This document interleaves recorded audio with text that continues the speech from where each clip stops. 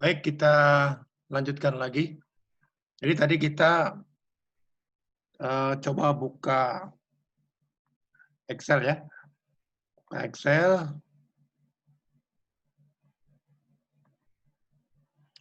Nah, ini Excel. Sudah ada persamaan yang mau kita cari, T2-nya ini. Nah, mula-mula kita tulis dulu tebakan awal ya. Sembarang aja kita tulis misalnya 1000 di sini ya, tebakan awal. Ya, 1000. Kemudian fungsi. Nah, fungsi ini adalah persamaan ini. Kita tulis di sel ini. 1,51 kali 10 pangkat minus 3, ini dia kan. Ini Bapak tulis 1,51 bagi 1000, sama aja itu ya. Kali T2, network T2 yang dimaksud mana? Yang di sel tebakan tadi, berarti di sel B5 ya. Maka nih sel B5 kuadrat, karena T2 kuadrat kan. Sel B5 kuadrat. Ditambah 3,578 T2. T2 kembali ke merujuk ke sel B5. B5 ya. Terus ditambah 0,186 kali 10 pangkat 5 ya. Ini dikalikan 100.000 ya. Karena sama aja itu ya. Bisa 10 pangkat 5 atau kalikan 100.000 sama aja. Dibagi T2, dibagi sel B5 ya. Dikurang 6848 sama dengan 0 ya. Nah, 0-nya nggak usah kita tulis. Biarkan aja, karena nanti kita targetnya di fungsi di sel ini nilainya 0 ya.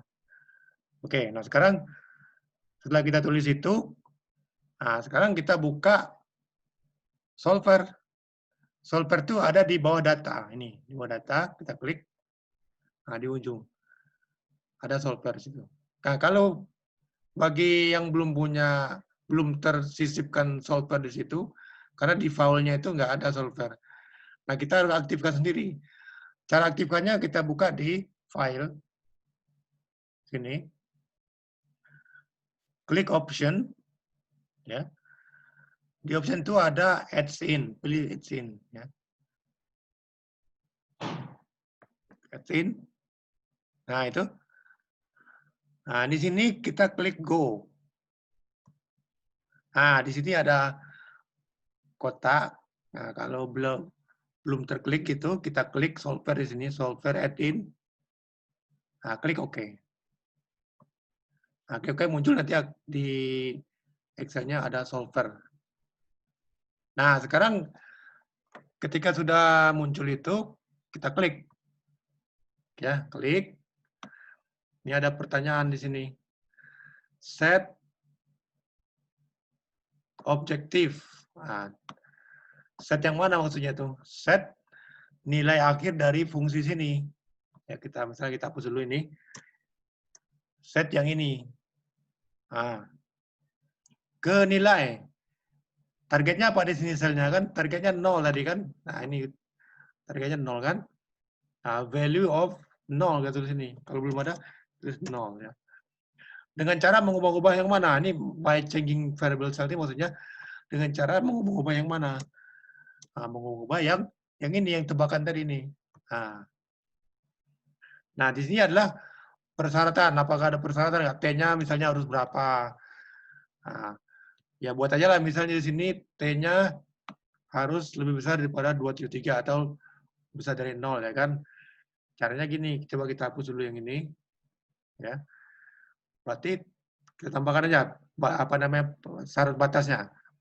Misalnya suhu ini, T referensi ini tidak boleh lebih kecil dari 273 misalnya kan. 273 Kelvin. Ya. Oke, ini misal aja nih ya. Coba klik. Nah, ada ya, masuk dia. Nah, ini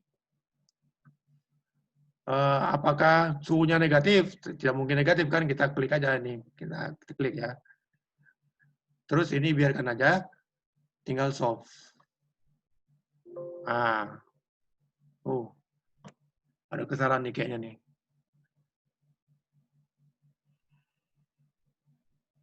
Nah, tunggu dulu kita lihat dulu. Mungkin pemilihan tebakan awalnya mungkin diubah ya, misalkan dekat 1000 misalnya ya.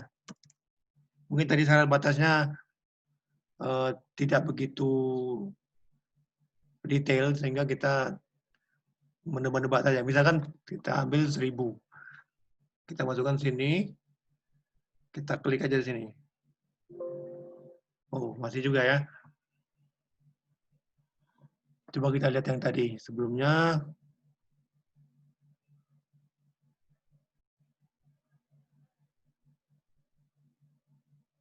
fungsinya ada yang salah mungkin nih. 0. Atau coba kita nggak usah pakai ini. Oh iya, ini salah. Astagfirullahaladzim. Sorry, ini terbalik nih. Nah, tambah. Sel ini baru lebih besar tuh sama dengan 273. Terbalik tadi ya. Oke. Oke. Sekarang baru kita selesaikan coba. Nah, itu dia. Oke, dapat kan? Fungsinya ini mendekati 0. Tebakan, bukan tebakan, nilai T yang benar itu ya ini 1250. Nah, itu dia. Ya. 1250 sehingga dia tidak perlu cara primitif tadi. Dengan menggunakan bantuan solver ini kita bisa. Oke, kita kembali lagi ke slide ya.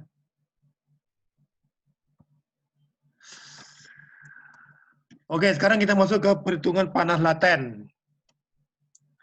Nah, panas laten kan kita udah tahu ya, bahwa di situ tidak ada perubahan suhu, yang ada adalah perubahan volume saja ya.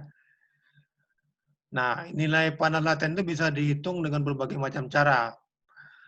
Beberapa pendekatan yang biasa dipakai adalah ada namanya persamaan Clapeyron ya. Ini rumusnya.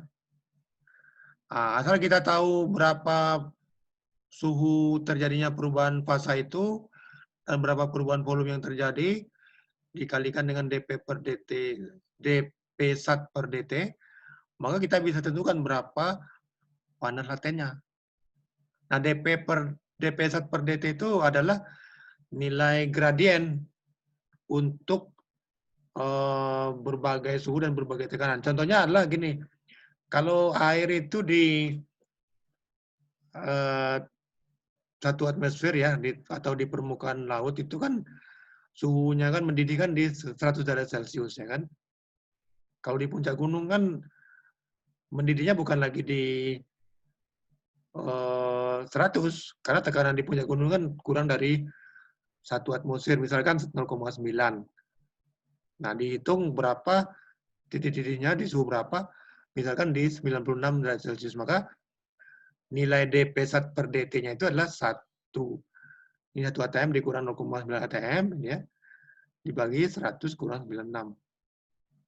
100 Celcius kurang 96 ya, ini gradien. Jadi dP per dt ini gantikan dengan 0,025, maka bisa kita gunakan Clapeyron sehingga kita bisa hitung. Cuman kita harus tahu berapa perubahan volumenya. Ini agak sulit nih. Ya. Kemudian pendekatan lain adalah menggunakan persamaan Troughton.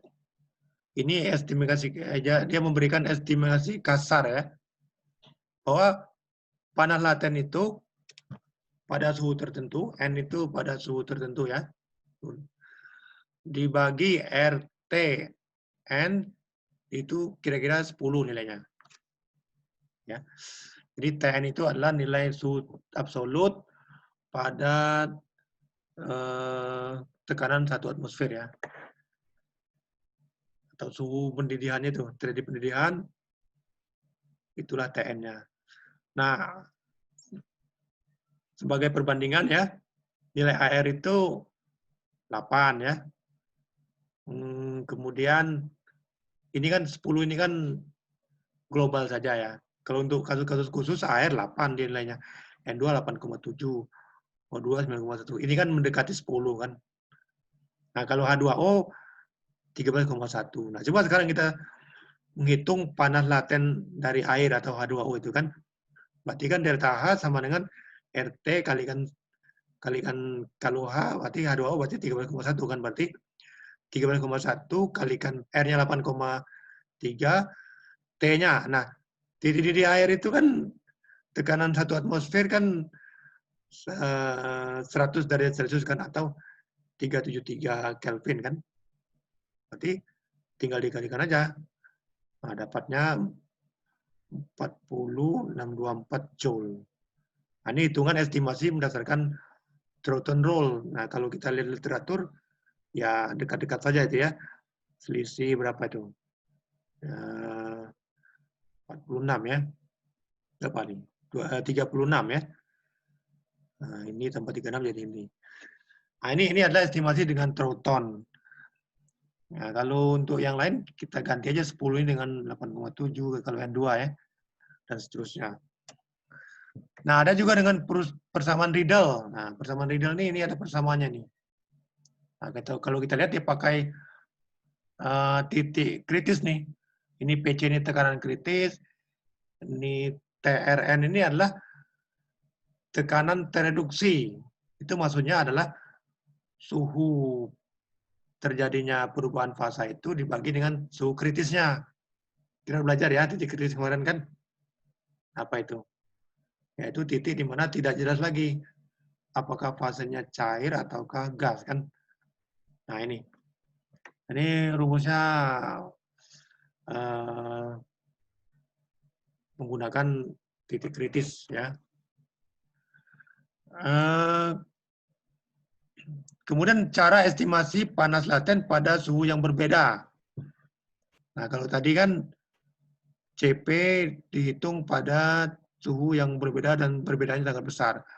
Nah, panas laten juga bisa diprediksi untuk suhu yang lain. Misalkan kita udah punya panas laten pada suhu 100 misalnya kan. Kita ingin memprediksi panas laten pada suhu 300. Nah, persamaan yang dipakai adalah ini persamaannya. Delta H2 atau yang mau kita prediksi dibagi dengan delta H1 yang mudah kita ketahui itu sama dengan dalam kurung 1 min TR2 per 1 min TR1. Nah, ini adalah suhu tereduksi. Ya, suhu tereduksi pangkat 0,38. Nah, untuk lebih jelasnya coba kita lihat contoh soal berikut. Nah, ini diberikan panas laten penguapan dari air pada 100 derajat Celcius adalah ini nilainya ya. Kita disuruh mengestimasi atau memprediksi panas laten pada suhu 300. Nah, jadi yang diketahui di suhu 100, yang mau diprediksi suhu 300. Nah, titik kritis dari air adalah 647,1 Kelvin. PC-nya sudah diketahui juga. Nah, terus langkah pertama adalah kita tentukan TR dulu. TR suhu tereduksinya, yaitu suhu tereduksi pertama kan di 100 Celcius, itu kan sama dengan 373. Dibagi titik kritisnya. Berarti 647,1, dapatnya ini. Begitu juga dengan suhu kedua. Kan 300 tambah 273 kan 573 tuh. 0,15 ya biasanya. Yang benar itu 273,15 itu ya. 0 derajat Celcius sama dengan 2,273,15 Kelvin. TR2-nya dapat sekian. Nah, lalu tinggal kita masukkan aja ke sini. Kan titik kita memprediksi delta H2 ini kan. Ini kita udah tahu nilainya tadi kan ini. Nah, masukkan aja. Ini masukkan, ini 1 min TR2, TR2 itu yang ini. Ya kan? TR1-nya ini. Nah, setelah kita hitung, pangkatkan 0,38. Dapatnya ini. Ya, nah dari pengecekan di Steam Table nilainya 14,06. Nah, ini hasil eksperimen ini ya. Nah, sedikit berbeda lah ya. Ya, tentu rumus-rumus itu kan ada ralat-ralatnya juga ya. Jadi kalau kita nggak punya tabelnya, ya udah kita pakai cara prediksi ini. Tapi kalau kita punya tabel hasil eksperimen yang lebih pas ya mungkin di tabelnya ini. Atau kalau contoh yang tadi, Yang lebih pas adalah yang ini, ya. Literatur ini yang ada datanya ya. Kalau ini hasil eksperimen, maka eksperimen itu yang lebih dipercaya. Oke. Sekarang kita masuk ke bagian yang ketiga, yaitu termokimia ya. Tadi sudah membahas panas sensibel, yaitu di mana CP-nya dianggap berubah dengan suhu, kemudian panas laten, kemudian termokimia. Nah, mungkin termokimia sebagian sudah ada yang dapat di waktu SMA mungkin ya, atau di kuliah lain. Nah, termokimia itu terdiri atas beberapa kejadian ya. Ada yang disebut dengan panas pembentukan standar, kemudian ada yang disebut dengan panas reaksi standar, nanti ada juga yang disebut dengan panas pembakaran standar. Ada 3 ya. Nah, kita lihat dulu panas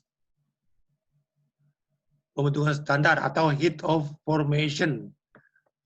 Nah, ini panas ini adalah perubahan panas atau entalpi yang menyertai pembentukan 1 mol suatu senyawa dari elemen-elemen penyusunnya pada keadaan standar. Keadaan standar ini adalah 1 atmosfer dan suhu 25 derajat Celcius. Atau 1 bar. 1 atmosfer dengan 1 bar itu mirip-mirip ya. Bedanya kecil sekali, sehingga dapat dianggap sama ini. Nah, suhunya 25, standar ini ya. Nah, contoh-contohnya adalah begini. Kalau ada reaksi, misalkan reaksi pembentukan CO2,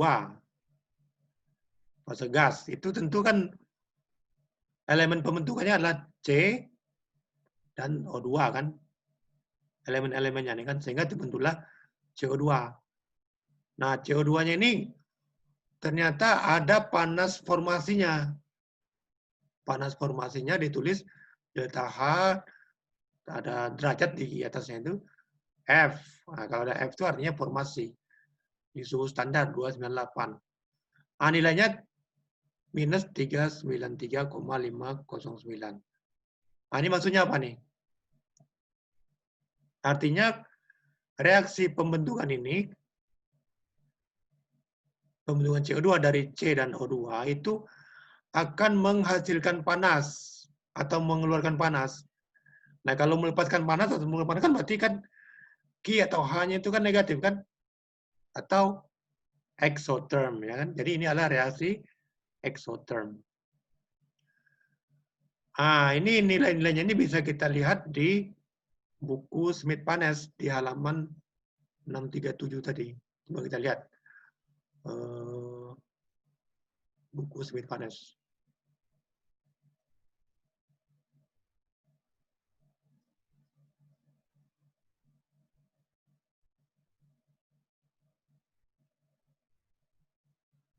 Enam tiga tujuh.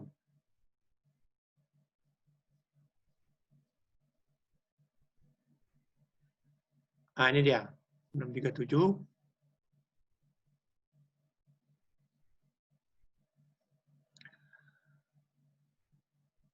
Ya. Untuk apa tadi? Untuk CO2 ya. Untuk CO2. CO2 dari mana? Nah, ini dia. Nah, ini kan 393,509 kan. Ini yang ditengok ini, formasi ini ya, bukan yang ini. Ini lain lagi nih. Nah, CO2. 393,509.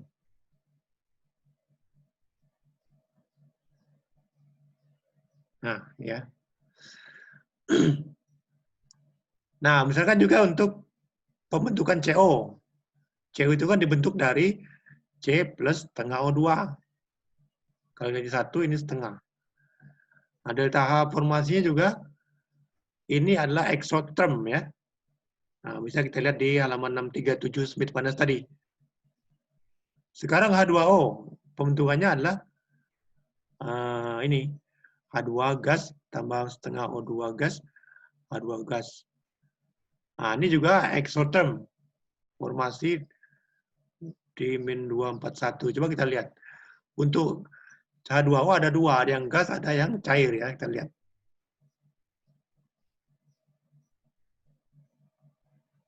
Nah ini H2O, ini H2O gas, cair. Ini beda-beda nilai delta H formasinya ya. Nah kalau gas berarti kita tengok yang ini, min 241 ya, 0,818. Ini ribuan ya, nggak ada koma kita di sini, kita buat kilojoule ya. Nah ini kilojoule. Nah jadi kalau kita lihat sebagian besar panas pembentukan standar adalah negatif atau disebut tadi apa? Exotherm. Kalau kita lihat di sini, ya kan sebagian besarnya negatif nih. Nah, ada juga yang positif, itu berarti endotherm itu.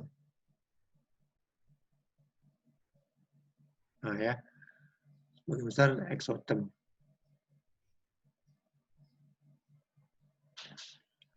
Nah ini adalah panas pembentukan. Nah kalau dibalik gimana? CO2 terurai dari C dan O2. Jadi CO2-nya berada di sebelah kiri tanda panah. Yang ini, yang terurai itu sebelah kanan. Nah dibalik saja. Nah, mungkin namanya bukan lagi formation, simbolnya bukan F. Yang lain lah ya. Nah, besarnya panas juga bukan lagi min, tapi kebalikannya plus. Nah, plus. Jadi kebalikannya. Jadi kalau panas penguraian dibalik aja. Ini plus plus kalau penguraian. Penguraian H2O menjadi H2 dan setengah O2. Nah, delta H penguraian. Nah, simbolnya apa yang Bapak nggak belum lihat apa simbolnya ini. Ini jadi plus ya. Ya, jadi itu adalah disebut dengan panas pembentukan standar atau disebut heat of formation. Nah, ini adalah pembentukan CO2, CO, H2O. Kalau kita lihat di sini kan ini adalah gabungan antara dua atau beberapa unsur kan. Ini C dan O. Ini C dan O, ini H dan O. Nah, kalau pembentukan H2, ini kan H saja kan, atau ini elemen ya, maka delta H-nya itu adalah 0, tidak ada panas formasinya.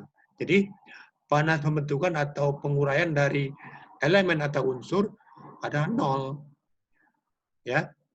Misalnya panas formasi dari O2 ya 0, karena ini elemen atau unsur. Sementara ini senyawa ya. Senyawa itu kan kumpulan dari unsur-unsur ya. Nah itu. Jadi diingat bahwa panas formasi dari senyawa unsur adalah 0. Nah ternyata panas pembentukan itu bisa digunakan untuk menghitung panas reaksi. Apa itu panas reaksi? Nah panas reaksi standar adalah perubahan panas atau entalpi jika A mol A dan B mol B bereaksi membentuk L mol L dan M mol M pada keadaan standar 1 bar 25 Celcius. Nah ini definisi panas reaksi standar. Nah, kita bisa menghitung panas reaksi standar dari panas formasi standar. Nah, beda ya. Panas reaksi standar, panas reaksi standar. Ini panas reaksi standar. Ini panas formasi standar, ini panas reaksi standar. Nah, misalkan kita ingin menghitung panas reaksi standar dari water gas shift reaction. Artinya ini adalah pembentukan air dari gas CO2 dan H2 ya. Nah, ini kalau kita lihat ini kan sebelah kiri tanda panah ini ada senyawanya, ini ada unsur. Nah, ini senyawa, ini senyawa. Berarti ini adalah bukan bentuk reaksi formasi ini ya. Ini reaksi standar. Nah, kalau kita lihat di sini, berarti kita harus uraikan satu-satu. CO2 dulu. CO2 kita lihat panas pembentukannya atau penguraiannya. Nah, kita lihat karena dia berada di kiri kan. Kita tulis berarti ini penguraian nih. Berarti CO2 gas, CO2 terurai jadi C dan O2 ya kan. Nah, kalau kita lihat di tabel Smith panas itu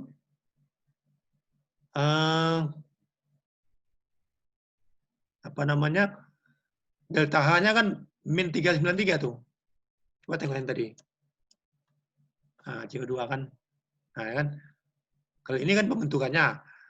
Tapi kalau di sini kan kita urai karena berada di sebelah kiri kan kita jadi anggap sebagai penguraian jadi plus, ya kan? Nah ini karena dia ada di kiri, kita tulis ini sebagai penguraian. Kalau di kanan ini pembentukan.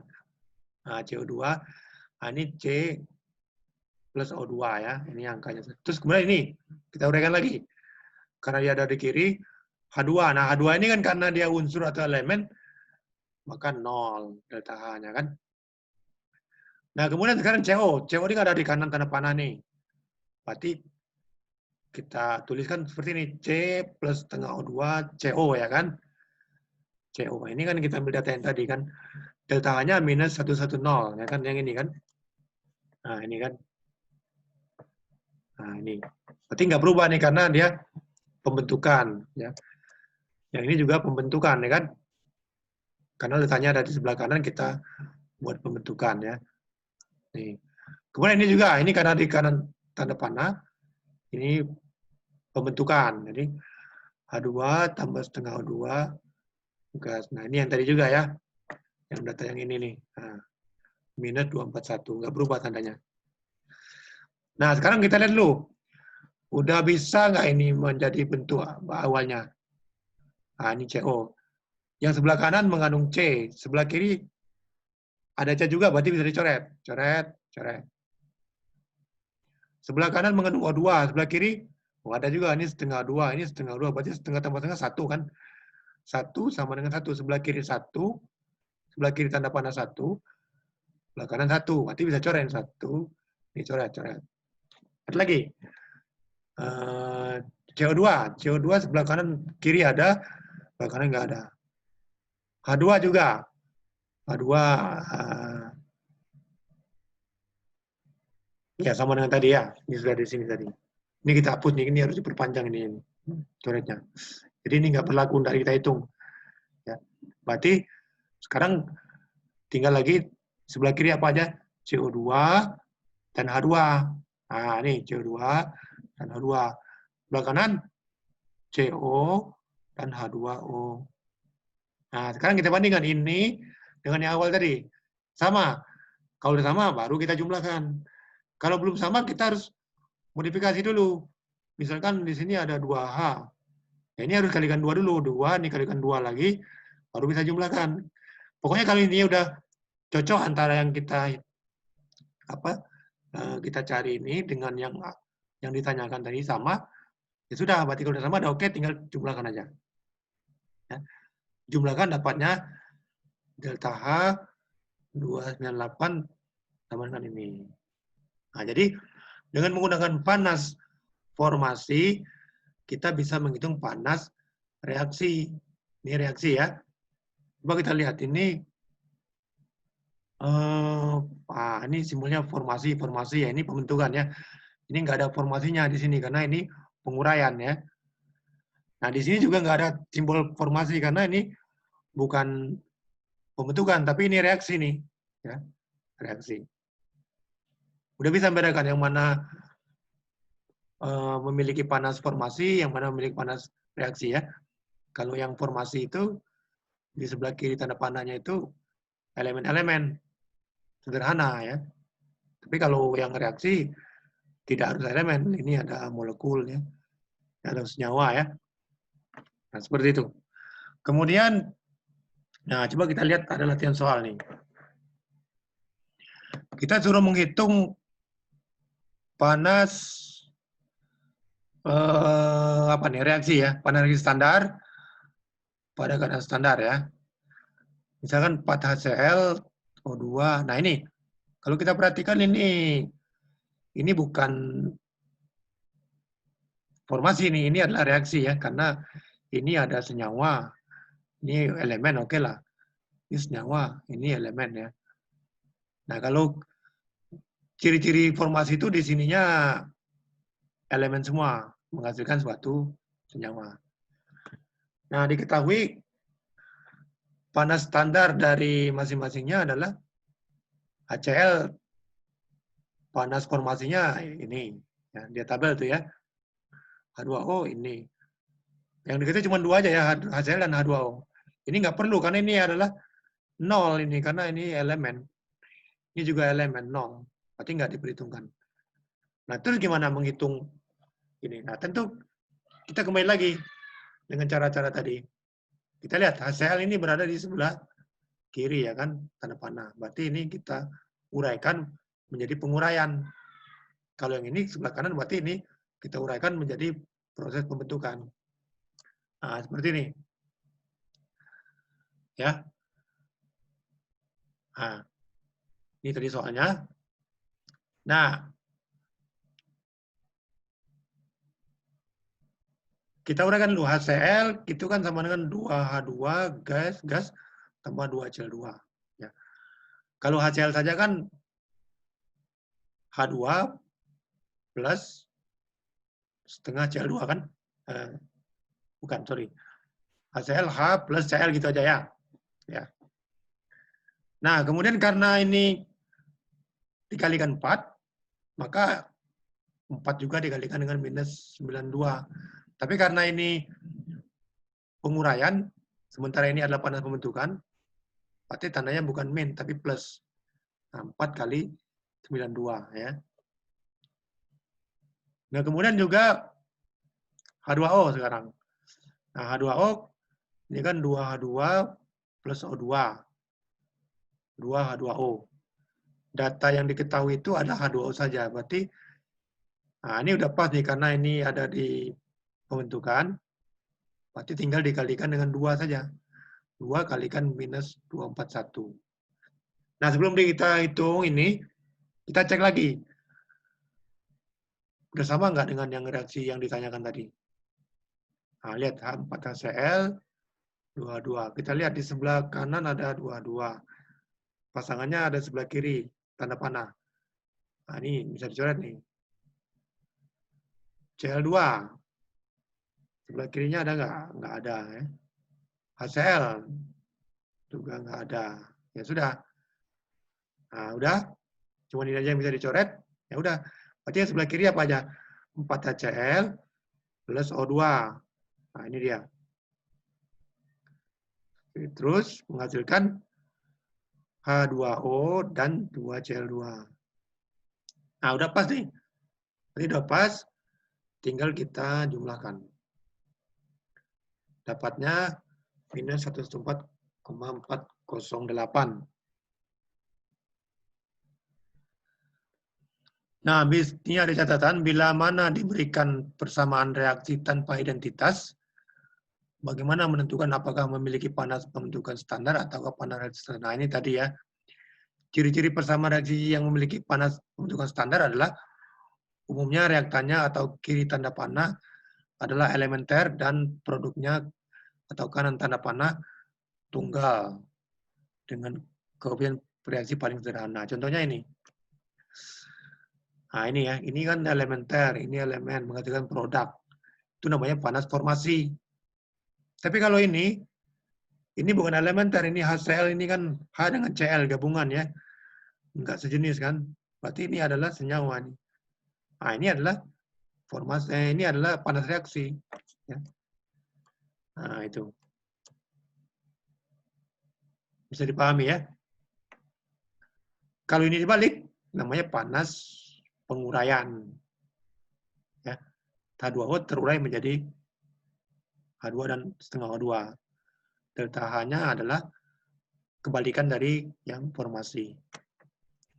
Oke, terus ada juga yang disebut dengan panas pembakaran. Nah, sekarang panas pembakaran ini adalah bentuk khusus daripada panas reaksi,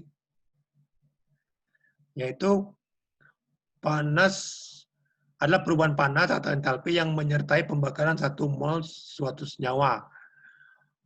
Panas pembakaran adalah panas yang melibatkan reaksi dengan oksigen. Nah, jadi ciri-ciri panas pembakaran itu adalah yang melibatkan reaksi dengan oksigen.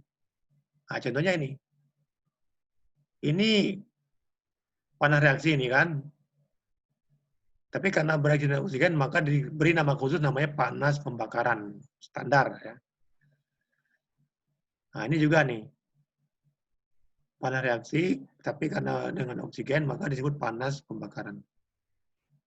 Nah, tapi kalau kasus seperti ini juga bereaksi dengan oksigen.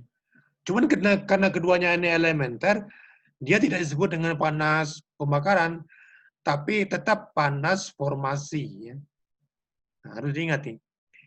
Ini dua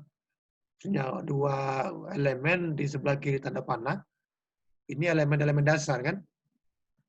Nah, walaupun bereaksi dengan oksigen, tapi dinamakan tetap panas formasi. Nah, jadi yang perlu diingat adalah bahwa panas pembakaran itu adalah bentuk khusus daripada panas reaksi standar, di mana reaksinya dengan oksigen. Nah, itu bedakannya. Nah, kalau kita lihat sini juga, ini kan ada simbol F-nya di sini kan. Sedangkan ini nggak ada nih. Itu artinya adalah reaksi. Tapi kalau formasi ada kasih tanda khusus itu. Oke, terus. Nah, panas reaksi standar dapat juga digunakan untuk menentukan panas pembentukan standar. Tadi dibalik ya. Kalau tadi panas pembentukan standar bisa digunakan untuk memprediksi panas reaksi standar. Sekarang panas reaksi standar dapat digunakan untuk menghitung panas pembentukan standar. Nah, dibalik aja ya. Nah, misalkan ini, kita disuruh menentukan panas pembentukan N-buten. Nah, berarti ini kan ditanya panas formasi nih dari N-buten, dari karbon dan hidrogen. Nah, misalkan diketahui data-data yang ada adalah ini 4C, ini juga adalah panas formasi ini ya. Tapi karena ada koefisien 4-nya, maka tidak ditulis VF di sini. Kalau F itu dia 1, ini 1 gitu ya. Bentuk dasarnya ya. Nah, kemudian data lainnya ini ya. Diketahui. Kemudian diketahui juga reaksi. Ini reaksi ini ya, bukan formasi, ini formasi. Ini reaksi. Ini karena ada CO2. Nah, misalkan data-datanya itu.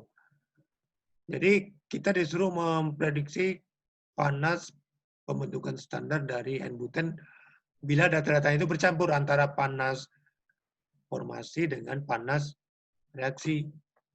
Nah, gimana tuh? Nah, kita lihat ya, ini adalah soalnya tadi kan. Nah, sekarang kita coba aja masukkan data-data yang ada.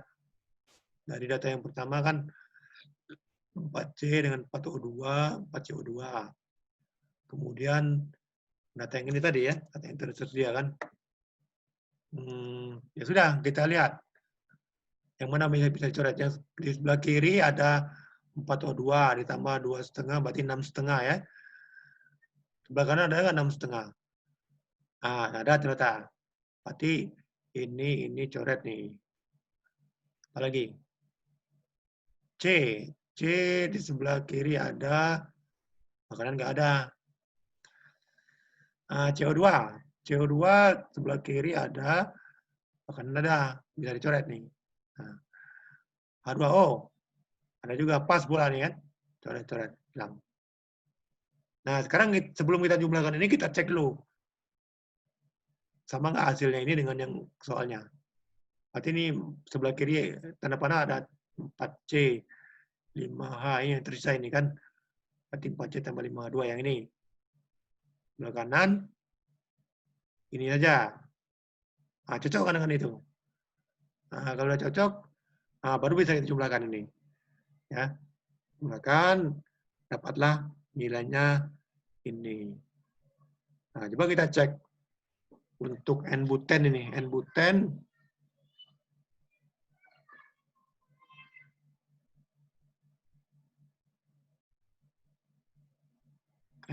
ini ya. Nah, ini dia. Minus 125,79. Nah, itu ya. Sama, udah.